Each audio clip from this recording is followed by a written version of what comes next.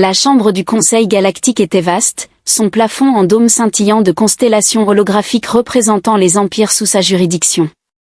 Les délégués de nombreuses espèces occupaient leurs stations respectives, leurs formes et tailles diverses rendant les humains présents presque banals. Pourtant, parmi ces humains se tenait le capitaine Ila Mercé, vêtu de son uniforme impeccable de l'Alliance terrestre et affichant une expression calme. C'était sa première réunion au Conseil, et il était déterminé à représenter son peuple avec dignité, aussi insignifiante que puisse paraître la voix de l'humanité dans ce vaste contexte. Le Conseil s'était réuni pour traiter une affaire particulière impliquant l'Empire Zolin, l'une des civilisations les plus puissantes mais aussi tristement célèbre pour sa brutalité. 15 Arlites, leur souverain imposant, avait publiquement renié sa plus jeune fille, la princesse Nurana, dans une démonstration de dominance. Pour lui, elle était un handicap, une fervente défenseuse du pacifisme dans une culture qui prospérait grâce à la conquête. Elle refusait de participer aux traditions rigoureuses de l'aristocratie zoline, qui valorisait le pouvoir avant tout. Sa défiance était perçue comme honteuse. En guise de bonne volonté envers le Conseil galactique, Zarlit annonça, par une projection holographique, sa voix froide et calculée, « Je m'en débarrasse. » Que quelqu'un d'autre prenne la responsabilité de cette honte. La salle s'emplit de murmures. De nombreux délégués échangèrent des regards amusés, certains éclatant de rire. Les Zolins avaient habilement déguisé leur mépris en générosité, et tout le monde le savait. Personne ne voulait porter le fardeau de s'occuper d'une princesse alien rejetée par son propre peuple. Un délégué Yann, avec des écailles chatoyantes et un sourire rusé, rompit la tension. Peut-être devrions-nous l'assigner à l'humanité. Leur planète a de l'espace en abondance, n'est-ce pas? Des rires parcoururent la salle. L'humanité, l'un des membres les plus récents et les plus faibles du Conseil, était souvent la cible de moqueries. La plaisanterie visait à les rabaisser, mais avant que les rires ne s'éteignent complètement, Ila s'avança.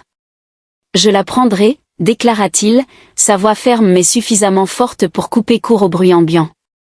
La salle retomba dans un silence complet. Même le roi holographique Zarlit haussa un sourcil, sa curiosité remplaçant momentanément son amusement. « Vous acceptez cette responsabilité ?» demanda la présidente du conseil, une créature insectoïde imposante, incrédule.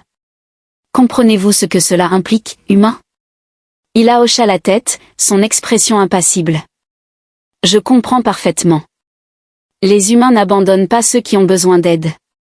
Si la princesse Nurana cherche un endroit où elle ne sera pas jugée pour ses idéaux, alors l'humanité est plus que capable de lui offrir cela. » La salle éclata de nouveau, cette fois avec des réactions mitigées.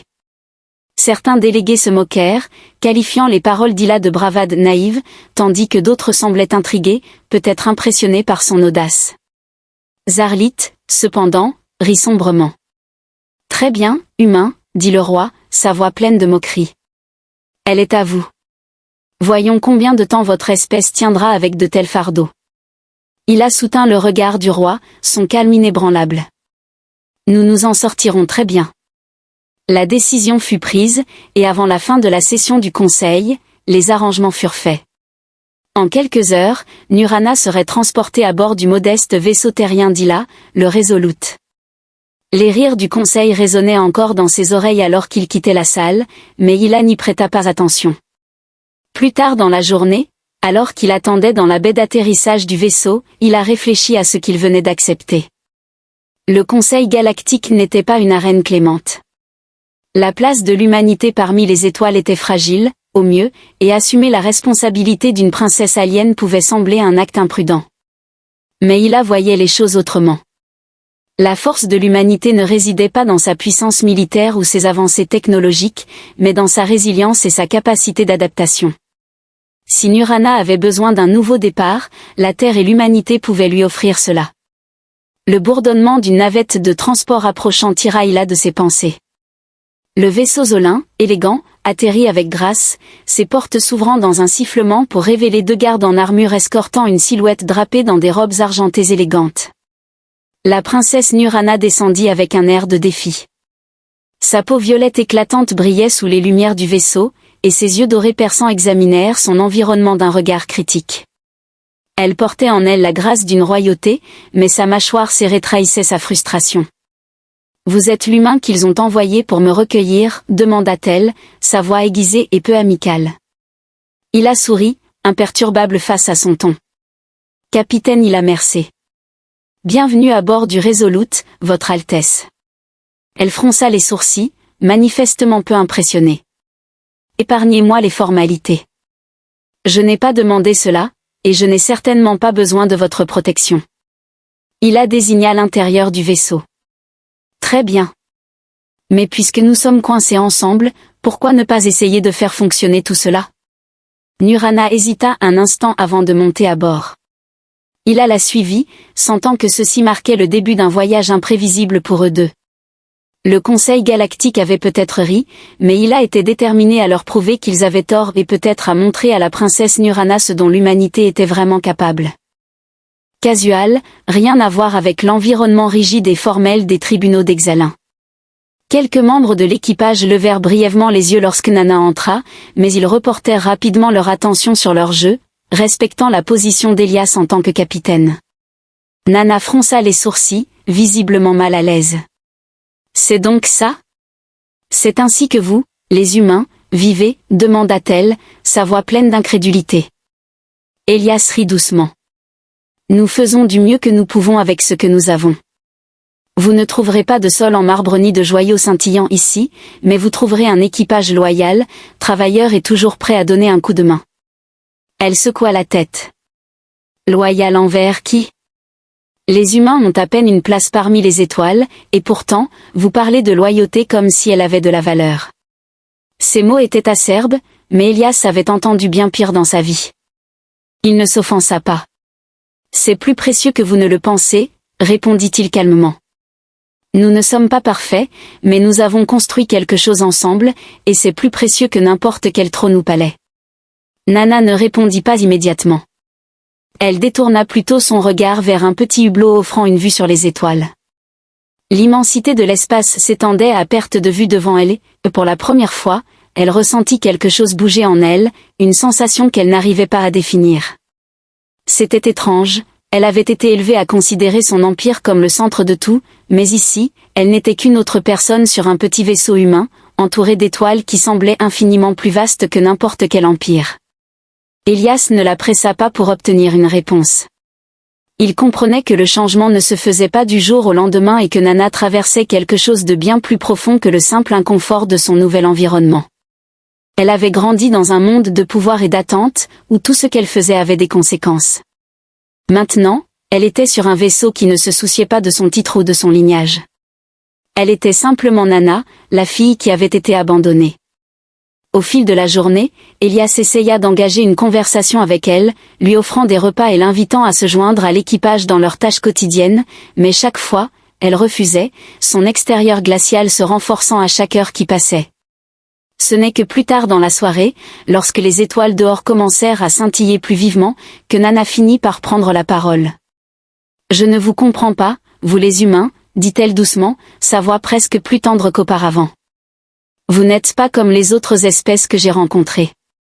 Vous n'êtes pas puissants. Vous n'avez pas de technologie capable de rivaliser avec la nôtre. Alors pourquoi vous battez-vous si ardemment pour survivre ?» Elias s'arrêta, surpris par la sincérité de sa question. Il se tourna vers elle, étonné par la curiosité qui brillait dans ses yeux. Il sourit, s'appuyant contre le mur du salon. Parce que nous n'abandonnons jamais. Nous nous battons parce que, même si nous n'avons pas la force des Olins ou le pouvoir d'un empire, nous avons autre chose. Nous avons l'espoir. Et tant que nous avons cela, nous continuerons d'avancer. Nana le fixa un long moment, ses yeux dorés s'adoucissant légèrement. L'espoir, répéta-t-elle, comme si le mot lui-même lui était étranger. Et vous pensez que l'espoir peut vaincre les empires qui gouvernent les étoiles? Oui, répondit Elias sans hésitation. Parce que l'espoir, c'est ce qui nous pousse à accomplir l'impossible. C'est ce qui nous fait continuer alors que tout le monde pense que nous sommes finis. Pour la première fois depuis qu'elle l'avait rencontré, Nana n'avait pas de réplique cinglante. Elle resta silencieuse, son esprit en proie à des pensées qu'elle n'avait jamais osé explorer auparavant. L'espoir, pensa-t-elle, c'était une idée étrange, qu'elle n'avait jamais vraiment comprise. Mais quelque chose dans les mots d'Elias la fit remettre en question tout ce qu'elle avait cru sur son peuple, sur l'univers, et sur elle-même. Le Resolute dérivait à travers l'espace, son équipage poursuivant son voyage, inconscient du changement qui commençait à se produire chez leur invité inattendu. Les jours suivants à bord du Resolute furent calmes, mais loin d'être paisibles. Nana resta distante, passant la plupart de son temps dans la petite salle qui lui avait été attribuée. Parfois, Elias la surprenait à regarder les étoiles par le hublot, son expression indéchiffrable. Il y avait quelque chose de différent en elle maintenant, quelque chose qui n'était plus la princesse froide et défiante qu'il avait rencontrée. En tant que capitaine, Elias avait l'habitude de maintenir une certaine distance avec l'équipage, mais avec Nana, quelque chose lui disait que simplement la laisser seule ne fonctionnerait pas. Il décida donc d'essayer une approche différente. Un après-midi, après son quart de travail, Elias frappa à sa porte. « Princesse » appela-t-il doucement. « Nous allons entrer dans un nouveau secteur, je pensais que vous voudriez peut-être y jeter un coup d'œil. » Il n'entendit rien d'abord, puis une voix faible répondit de l'intérieur. « Je ne m'intéresse ni à votre vaisseau ni à votre équipage. » Elias prit une profonde inspiration. « Faites-moi confiance, ce n'est pas à propos du vaisseau. C'est à propos de ce qui se trouve au-delà. » Un long silence s'ensuivit avant que la porte ne s'ouvre.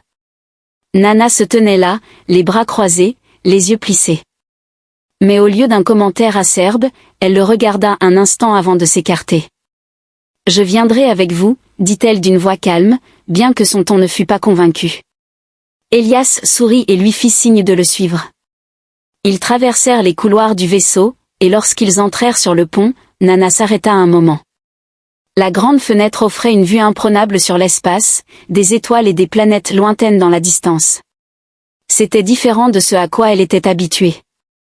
Il n'y avait ni vaisseau de guerre ni grand palais, ni démonstration de pouvoir, juste l'immensité de l'espace, calme et silencieuse.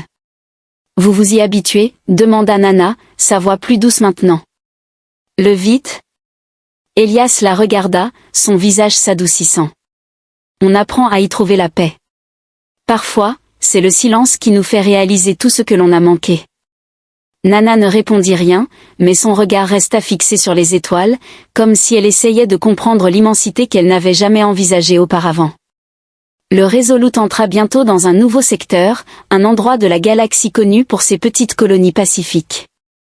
Elles étaient très différentes de l'Empire Exalin, il n'y avait ni grande bataille ni intrigue politique, juste des gens vivant simplement, cultivant, commerçant et construisant.